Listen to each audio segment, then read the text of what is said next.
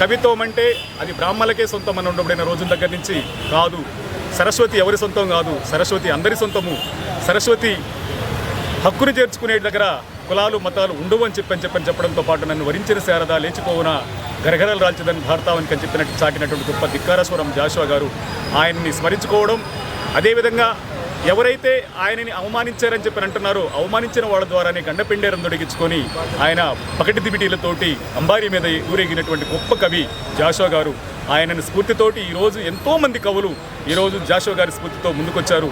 వాళ్ళందరూ కూడా జాషువా ఈరోజు కవి అంటే అది జాషువా ప్రభావం లేకుండా కవి ఉన్నాడంటే మాత్రం మతిశయోక్తి కాదు. ఇప్పుడు పెద్దలన్న శ్రీరామ్ కౌశల్ సాగర్ అని చెప్పినట్టు కూడా అంటే శ్రీనాథుడికి కన్నా గొప్ప కవిత్వం జాషువా గారిదని చెప్పని ఆ రోజు ఉండబడిన సమాజం చాటినటువంటి గొప్ప కవి జాషువా గారు.